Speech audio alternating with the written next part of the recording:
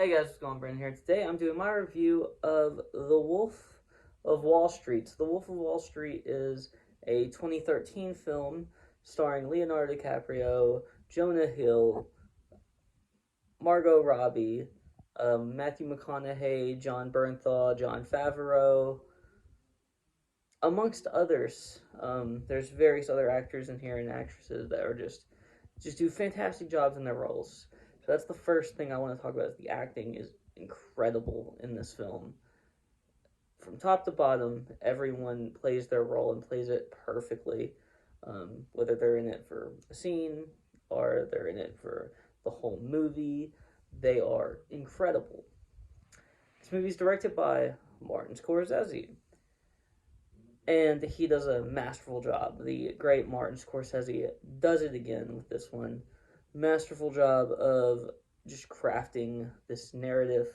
Well, I guess crafting this narrative of this true story. How much of it is true? How much of it is fiction? I don't really know, and I don't really care, to be honest, because I'm not rating this on how accurate it is to the real life story. I know it's based off of kind of like a book that the um, Jordan Belfort wrote, and he is, he was at least a consultant on the movie, the real life Jordan Belfort. So everything in this movie is done so well. From the very crazy office antics, messed up and crazy, and obviously not politically correct office antics. Um, Whether that was all that happened or not, I mean obviously some of that didn't happen. Some of that is very much a film thing. I highly doubt they were throwing like little people at like dartboards pretty much. But despite that, it does work in the movie, and it seems like something this group would do. So, just yeah. By the way, this is spoilers if you haven't seen the movie. I mean, if you haven't seen it, it's 2013. Come on. I don't know how much I'm going to spoil, um, but you know, good chance I'm going to spoil some of this film. So there you go. Um, I really like Rob Reiner in this movie as well. I didn't mention him a while ago. He plays Leonardo DiCaprio's dad, or Jordan Belfort's dad.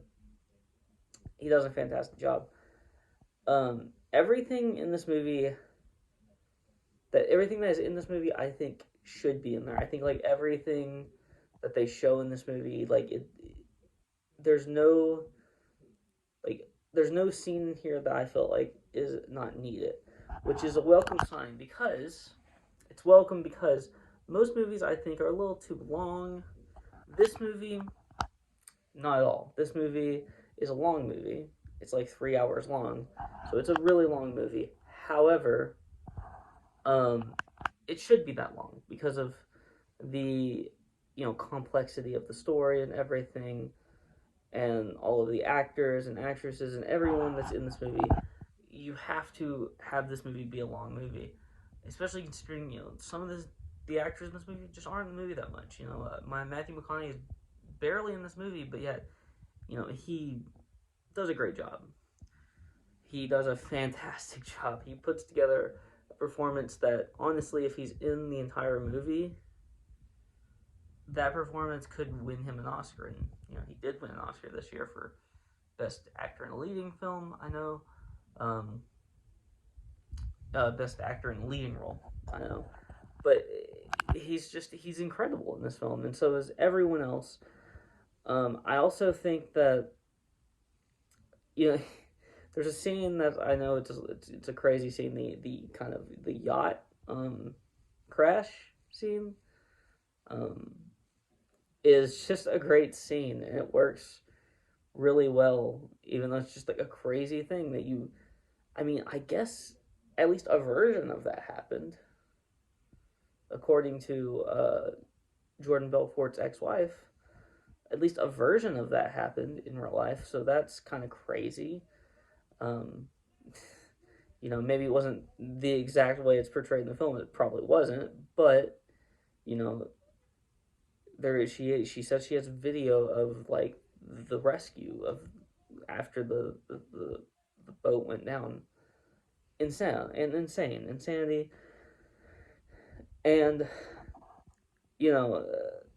A lot of this movie, I do know that like versions of events took place, and it's not necessarily exactly how it went down, but it works, and that's like the main thing that you need to have happen. That when they are like kind of making stuff up, or they're um, are they like portraying it as like more crazy than it was, like at least a version of that thing happened usually, um, and that you can buy it if it didn't actually happen at all. You can buy that it would happen in this movie. Um, but there are a couple things that are like off the wall, like for a fact didn't happen. Um, but those are even those things are like kind of minor things. But well, there's one thing like okay, so at one point during one of the office scenes, the lights kind of like start flickering, like it seems like it's like they make it seem like it's a party scene where it's like now we have basically like a club environment in the office. Like obviously that didn't happen, but a version of that could have happened without the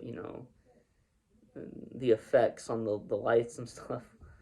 Um, Stuff like that, for a fact didn't happen. I don't know, what all took place, um, because I wasn't there. But um, and I don't really care if it was exactly like this or if it's a little, um, you know, even if it's significantly different. Who cares? The movie itself works. It works so well, and I love everything with Kyle Chandler, who plays one of the FBI agents. I think that he does a great job. I love his interactions with Leo. I think with Leonardo DiCaprio, I think they have a great I think they have great chemistry. I think Leonardo DiCaprio has great chemistry with Margot Robbie and Jonah Hill and everyone. So that's what you kind of need, in a movie like this. You need great chemistry. You need, you know, everything to work in terms of. You need everything to work in terms of acting and directing and writing, and the writing in this movie is incredible, incredible. I love the fact that like Rob Reiner plays Leo's dad. Leonardo DiCaprio's dad. He like is just like yelling all the time. He's angry, and I really like that. I don't know what it is. I like it. Um, I just like that kind of when you see that character, he's kind of like a crazy kind of like New York,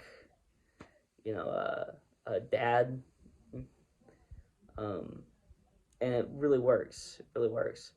So I think that this movie works just overall. I love this movie. I think that everything from like the beginning of the movie, where it's like the opening kind of like monologue, where Leonardo DiCaprio's character is kind of like talking to the audience, and you get kind of here's my life, and then you get more into like, oh yeah, and here was my life before this became my life. I think all of that works, which that could have easily not worked, but talking about all the drug use and the crazy sex that they all had and everything, all of that just worked seamlessly, with the opening like kind of monologue, if you want to say that. And I think it works throughout the film. Anytime they kind of go back to that a little bit, which they don't do it very often, but they do it a few times, right? And I think it works every single time. But I think that you know